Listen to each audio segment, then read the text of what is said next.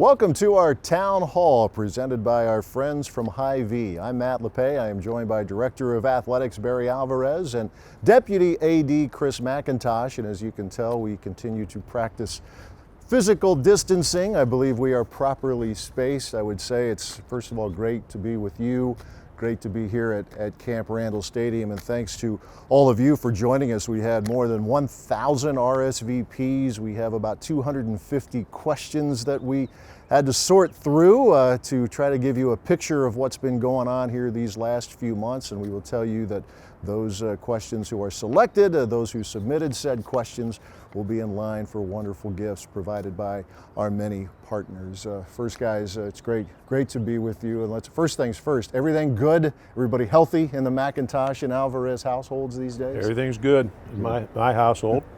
Yeah, mine as well. It's good to see you in person, Matt. It's been a long time. It has been a long time since March 12th was the day everything shut down. So can you summarize, I mean, it could go on for quite a while, I guess, but can you summarize what the last 3 months have been like? You know, really, it's a unique and unprecedented time that any of us have gone through, but to change your life within days, for everything going from active and being around people, making decisions, meetings, etc., to going to a virtual life and with conference calls, and the way we have to communicate or had to communicate for the past several months is something that you had to learn.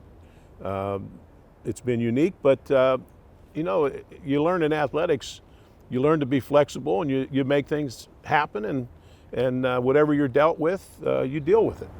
And Chris, you talked a lot about that, control the controllables, right? Yeah, you know, it's been the foundational principle of our teams, really. You know, really proud of our staff for the way they've been able to adapt, like the world has been forced to. I think for us it's difficult.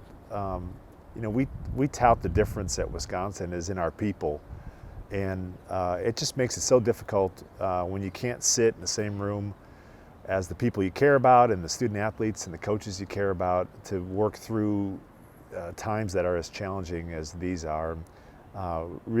Really pleased with our staff and how they've been able to deal with it, and there's been a lot of work that has taken place to get us to this point.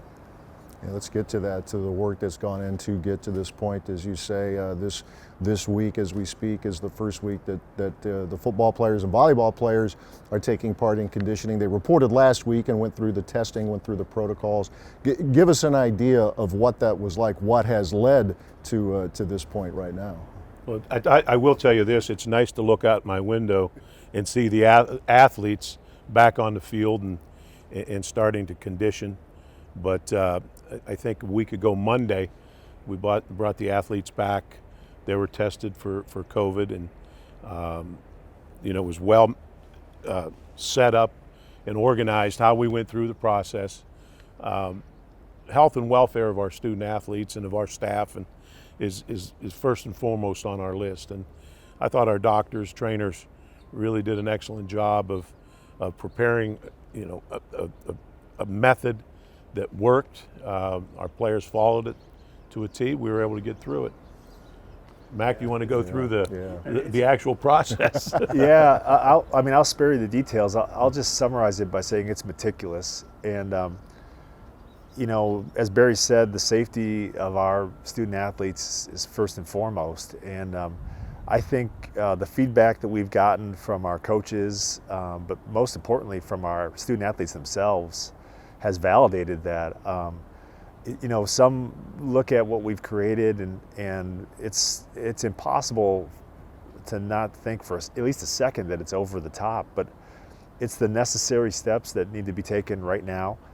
We view this as the first of many steps to a fall with seasons as, you know, we've grown accustomed, and you know, fall camp for football and preseasons for our other sports. This is the world we live in right now, and I think our team did a good job of coming up with a system that gives us the best chance of making it to that next step. And this week, getting some clarity from the NCAA in terms of this. Right now, this is the voluntary stage. The next phase for the Badgers would begin, what, July 12th with the season opener on September 4th. Give us an idea of what that entails. Yeah, July 12th, basically the big change would be, the activities that are considered voluntary right now could be required. And it'll be up to Coach Chris to determine how he'd like to structure those workouts. The 22nd, if I'm not mistaken, we would enter the next phase, and then really you'd get to a fall football camp like we've grown accustomed to it the first week of August. That's a long time compared to a normal season. That, I think, provides our program, or any program really, with the flexibility to build a camp that makes sense. I would say this: our athletes are probably more fired up than they've ever been to get back here on campus and get working towards the season. And I can relate to that. I think, the prospect of being home with mom and dad versus getting back on campus and getting underway with the season it's something I could relate to, and I know our coaches do as well. You think about it. Our players haven't been with their coaches. They haven't had contact with them, physical contact with them, or sat across from them for several months. So I know the players were anxious to get back. The coaches, I thought, did an excellent job of using different methods to stay in communication with the athletes. I thought they were very unique in some ways to keep the guys interested. Yet now it's not to get them back face to face and be able to see them and visit with them is special. And I think Paul has a very good plan for his preseason practices. Ross Kalaji, the strength and conditioning coordinator, was talking about some of the creative ways that guys were able to put together their home gym workouts. To the surprise probably of no one who's well versed with this program now, the Chanel brothers sound like they didn't miss a beat. So yeah. they find ways though, I guess, right? We've all had to find ways, whether it's to train for a season or to keep our organization together and plan for the future. And that's not unique to Wisconsin athletics. The world has had to do that. And, we've said from the beginning, our young people, our athletes are resilient, and they're probably far more resilient than we are. And they have been creative in finding ways to prepare and keep themselves healthy and to work towards, a fall season that'll be remembered. And the next step, campus-wide, the announcement this week that everything is on target to begin the fall semester on September 2nd, and then it'll be virtual after Thanksgiving weekend. But just again, to have that clarity, the next step is big. Right? I thought that was very important. I thought campus did an excellent job in planning to get the students and vitality back to campus. And I'm anxious to see students walking around campus again. And we're talking about and spend all our time with our athletes and when they're coming back and when they're going to practice, et cetera, et cetera. But you can't have that if you don't have students on campus. They both go together. So I was impressed with our administration and how they worked to put this plan together for our regular students. All right, let's get to some of the questions now. And again, we thank all of you who submitted. We mentioned there were some 250 of you who had questions. Unfortunately, we don't have enough time to go through all 250, but we have selected some. And again, those who are selected with their question will pick up a nice prize from one of our many partners. And we should also remind ourselves that this is June 18th, and there are plans in place, but flexibility obviously continues to be key here moving forward. But we want to give you a glimpse of what these guys and everybody with UW Athletics, all the coaches, have been trying to plan for the various scenarios. So we'll begin with Robert Beggs from Fitchburg. Gentlemen, he is a 10-year season ticket holder. And Robert, you have won a $25 gift card to Quick Trip. And Robert's question, gentlemen, is when do you expect to make a decision on how game day will look at Camp Randall, and what scenarios are you looking over and what are you relying on to help inform your decision? Yeah, I think my day starts with a conference call with all the athletic directors and our new commissioner, and these are things that we're talking about right now. about the season, about how we go about things, scheduling, everything imaginable. And so, and we always start with a medical report, where we are, where's COVID, and et cetera. So it's fluid. It seems like every day there's a different announcement and things that we have to adjust to. I think we have to be getting closer because our kids are going to be reporting for camp in a few weeks.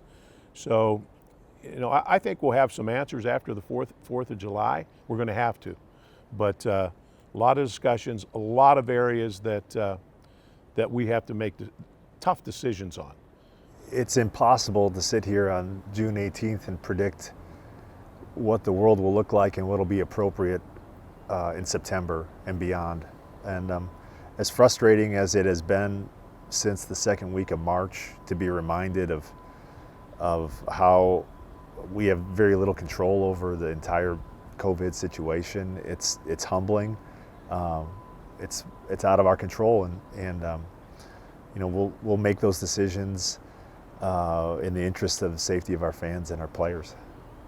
One thing in our meeting this morning, I said, it's tough to be sitting here making decisions in the middle of a pandemic on the football season and how we're going to handle our fans, how we're going to handle our coaches and student athletes. Making those decisions without having all the answers that you need is very difficult. All right, our next question is from Kurt Maligue from Madison. And like Robert, Kurt is a 10-year season ticket holder. Guys, Kurt would like to know, what's the likelihood of games will be played with fans in the stands this fall? Well, I think those are questions that are going to be answered. You hate to keep putting these questions off, but there's no way that we can answer that. We have 11, if I'm not mistaken, 11 different states in our league. Each one of us is in a different situation with the number of COVID cases. And, I can see or foresee each campus being a little different. There's nothing like 80,000 people in this stadium on game day Saturday. It's been called one of the greatest game day atmospheres in the country. That's our ideal. Where we'll be, the number, the percentage, the social distancing, that's up in the air right now. That's to be answered. Mm-hmm. Yeah, we've put all our effort behind developing plans for each of those scenarios, and virtually no effort in predicting which one of those scenarios will emerge. It's a good way it's the only way to go, probably, right? Yeah. All right, our next question comes from Michael Heindel from Shorewood. He's a 25-year season ticket holder. And Barry and Mac, Michael would like to know, assuming the games will be played and a limited number of fans will be allowed to attend in person, what options are you considering for how to allocate tickets to season ticket holders, and would season ticket holders have choices? Let me just first start by saying how pleased we are and impressed we are with our fans. To have 85% renewal of season tickets with so many question marks out there is really special. We say it all the time, we have the best fans in the world, and we certainly appreciate them. Mac, I'll let you talk a little bit about it. Yeah, our fans have been our best partner for a long time here in creating this atmosphere and this environment that we've just grown to love. From the get-go, we attempted to be sensitive and to be fair and to partner with our fans to provide the flexibility that we could, both on timing and on repayment in the event that the season is disrupted or canceled. And to Barry's point, our fans came out in droves and supported us. And it's that principle that will apply to our fans going forward. The scenarios that we could be faced with, we've never been faced with, and that will require flexibility on all our parts. But the guiding principle here will be that we'll be fair with our fans. We'll only put forth options that treat them the way that they've treated us, and we'll reciprocate the kind of support that they have given to us. But it's likely that we'll have to put forth some creative solutions that will likely be impossible to make everybody happy, and we'll do the best we can. That's our vow or our pledge to those that have supported us for such a long time. That's very good. Do want to mention, Michael, for having your questions selected. You have picked up a $25 gift card to Cousins Subs.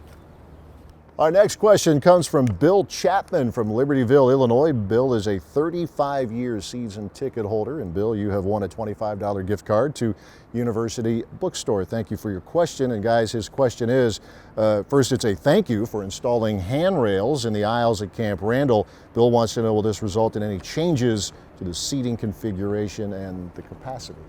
No, first of all, it will not alter the sight lines. This is something that's been on our radar for quite a while, something, we've heard from our fans, something that we've wanted to do. We couldn't proceed with this until we were okayed by the fire department, but we should be completing that as we move forward in the summer. We're getting close to completion now, but it's, and by the way, Bill, that's where I would sit. That's where I'd want to sit if I were in the stadium, is up on the second deck, and I know a lot of people appreciate this, and it's something we know that's been needed, and that happy that we're able to do it. Yeah, Bill, as a former football player himself, I can relate. These knees aren't working like they used to. Handrails will come in handy, and the irony will be the installation of handrails in a year in which we're encouraging everyone to leave fewer fingerprints on our stadium, but it is what it is, and it'll just be something that we'll work through. I know our team has a plan to make those the most frequently sanitized and washed points of our stadium during the game. Our next question comes from Lois Durst from Hudson. Lois is a 15-year season ticket holder. Lois has won a new set of tires from Cooper Tires and Blaine's Farm and Fleet. And guys, Lois's question really is kind of a branch from what Bill's question was regarding fan safety. Lois wants to know, how do you plan to keep all football attendees safe this fall? Yeah, Matt, our game day operations team has been busy for the past few months trying to devise a plan that does everything it can to mitigate the risk when our fans and our players come to Camp Randall. And like just about every aspect of our life, when we leave our homes and we go to the grocery store, it will likely be different. There's investments that we have made in making hands-free faucets and paper towel dispensers and the like in our restrooms. Our concession stands will operate in different ways that are consistent with what you see taking place out in the world right now. But the reality is, when you talk about the sheer numbers of people that will come through Camp Randall, it will require the cooperation of us all to make it go smoothly. And it'll be different. There'll be modifications made, but it'll be the cost of having a season and having fans in the season will be cooperation with keeping people safe like this. It's not unforeseeable to think that masks may be required in the future. It's too early to tell on that right now, but I don't think any of us would be surprised if that's one of the developments that comes from this. And I think our fans eager to come out to Camp Randall on a Saturday and support us will likely be willing to cooperate and partner with us on this like they have so many other things. All right, our next question comes from Kristen Hilliker from Sun Prairie. And she says, tickets have been in the family since the late 1940s. That's a tremendous loyalty. Really appreciate your support, your loyalty to Badger Athletics. Guys, Kristen wants to know, is the Camp Randall South End Zone renovation still on track to start at the end of this coming football season, given everything that's been going on with COVID-19? Our timetable we're still on track. It's an exciting project for us. We've had very good response from those that we've made contact with and people that have contacted us. There's a lot of interest. We had done a survey prior to starting this project, and this was something that our fans wanted: premium seating and different things that we offer in the south end zone. So it's been going very well. We're happy with it, and I think it's exciting for the future of the stadium.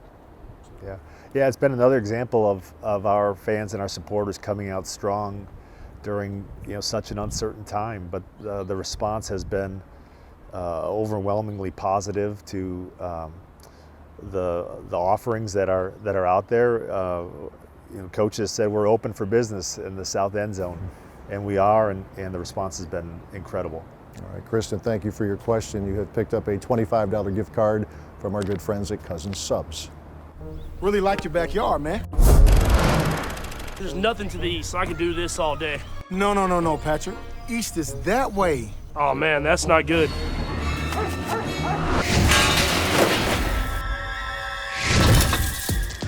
With Hy-Vee Aisles Online, it's easy to order online and pick up everything you or your neighbors might need. Sorry about your hot dogs. All right. It won't happen again. Okay. Hy-Vee Aisles Online, convenient pickup, and we deliver too. All right, we have now entered the Johnsonville tailgate zone with this question. Good timing here because we're talking about Lambeau Field. It comes from Christopher LaRoe from Sun Prairie. Christopher is a 25-year season ticket holder. And guys, he wants to know, what is the status right now of the game with Notre Dame scheduled for Lambeau Field? I'm surprised that's taken that long to be Right? asked, Matty. That is a very common question. Apparently Coach Kelly made some announcement on an interview that there were talks about moving the game or moving it on campus, but to date, we have yet to have any conversation with Notre Dame about changing the game. So as of right now, it's status quo. Yeah, great 4 years ago, the LSU game, it was tremendous. Oh, yeah. Right? I think we're all longing to repeat that feeling. Our players, what a tremendous experience for them to play on hallowed ground at Lambeau Field, and the feeling that we all left there that day, our fans, our players, our coaches, after that game was incredible. I think we're all looking forward to having that feeling again. Yeah, it was electric. Christopher, we thank you for your question. And for that question, Christopher, you win a prize pack from our friends at Johnsonville, which includes sausage for a year. Let us know. We'll be over. We'll be able to help you out there. That's big time. Congrats, Christopher. All right, our next question comes from John Edwards from Hudson. He's been a season ticket holder since 1999. That was a pretty good year, if I recall, for Badger football. Chris, Barry, I think you remember that fairly well. John wants to know, with the Notre Dame series coming up this year and next, John would like to know if you could share any future series outside of the Big Ten in the works. Yeah, sometimes it's very difficult to get home and home. That's why one reason we ended up playing LSU. The one year we played Alabama, neutral sites. But we've been able to talk to some people and set some games where we're playing home and home. I think that's a tremendous experience for your student athletes and exciting for the fans also. But we have some really top-notch games coming up in the future, UCLA being one, Alabama being another one. Pitt. Pitt. Yeah, Oh, Washington State. Yeah. Pitt, Washington State, and Virginia Tech is in there. Now that's been nibbling around our schedule or hanging around our schedule for about 20 years now. But so hopefully we could actually play them. They're lurking. The Hokies have been lurking for years. John, thanks a lot for your question. You have won a $25 gift card to Quick Trip. Next up is Mark Alfred from Madison. He is a 16-year season ticket holder, and he would like to know, as a person of color and a huge Badger fan, what are you doing to foster and promote more inclusiveness for minority athletes and fans, just like Mark? Yeah. I think the first thing that we did was we listened. We listened to what was happening in the community. We listened to our student athletes, both current and former, and we realized that it wasn't enough for us just to be passive. And Coach Alvarez made a pledge that we would be very active in being part of the solution. Couldn't be more proud of our student athletes who have taken a lead in this, and that's not surprising. That's something that we're about here, and it's not the first time. But our coaches and our administrators have become very active and supportive of the Black Lives Matter movement. We're very active in partnership with the Big Ten and the Anti-Hate, Anti-Racism Coalition. We've been fortunate recently, even during all this COVID-19, to have been able to welcome Associate Athletic Director Mike Jackson onto our staff, and he's been instrumental in helping us devise a plan to address these issues and to lead, to be a leader in finding a solution to these issues in our communities. And I think we look forward in the weeks ahead to sharing with our constituents, which include our student athletes and our fans and our community, the role that we'll play in being part of the solution. Coach Alvarez has said publicly, asked those that we serve to hold us accountable, and that's fair, and that's something that we don't take lightly and that we are prepared to deliver on. Yeah, I'll tack on to what Max said and realize that this is an issue that we take seriously. It's an important issue in our culture, not only within our university and our athletic department, but it's something that we take seriously, and we're going to be doers, and we'll be active and proactive in doing whatever we can to help better society. All right, our next question comes from Kyle Bedeloff from Waukesha, season ticket holder since 1993. That's a pretty good time to start too, a pretty special year in Badger football history. Kyle wants to know, we are seeing some programs across the country starting to get cut.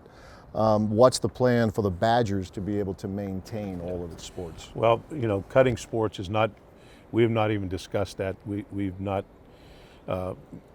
even considered that at this point. I think we've done a very conscientious job and a good job of managing our finances over the past quite a few years. And we've been able to allow all of our sports up to now to compete at a high level, given all 23 sports the budget that allows them to compete at a very high level in the Big Ten Conference. We plan on continuing that. Now, as we move forward, if attendance and TV contracts and all those things change, as far as they'll affect our budget. Our people have really had several different budgets planned according to what's going to happen. So, again, we try to be proactive as far as what possibly could happen. So we're prepared to move in that direction when it does happen. But cutting sports is not something that we're considering. Yeah, very, very good to hear. Very good to hear that. Thank you for your question, Kyle. You've won a $25 gift card from our good folks at Cousins Subs. All right, our final question for this town hall comes from Patrick Donegan from Gurnee, Illinois, a 28-year season ticket holder. This is a fun one. This is a football question. Wants to know, Barry, the program has been one of the most consistent winning programs all across the country. What do you attribute as the primary factor for the Badgers' continued success? I will say I'm very proud of that. Yeah. Proud of the fact that you take a look at some of the brand schools around the country that are seated in hotbeds for recruiting, have won national championships, but somewhere along the line they've had a dip. And we've been, over the past 25 years, we've been very consistent. I think the main reason is we know who we are, and we're not trying to be someone we're not. We have a plan. We have a culture within our athletic department. It's all based around keeping your best players from in-state at home, and winning a specific way, playing a specific way, recruiting a type of athlete that represents this university and is proud of this university. You know, you take a look at our teams, and I can remember years ago Joe Paterno telling me, he said, I watch your teams. You should be really proud of how they play. You know, they don't beat themselves. They're smart. They're tough. You know, and it's not just football. It's basketball and the other sports too. So, and then the culture and how we go about our business within the department. Coaches support one another. I think that's very important. And I think Mac should add, as a former athlete and now administrator, some of the things that you see maybe through different eyes, Mac. Yeah, I think, you know, it's got everything to do with culture here. Coach said it, know who you are. And we've been very comfortable with who we are for a long time here. And there's a formula that has worked for a long time. And it's not rocket science. Find tough kids who are smart and love to play football. And that's easier said than done, but it's something we've rallied around for a long time.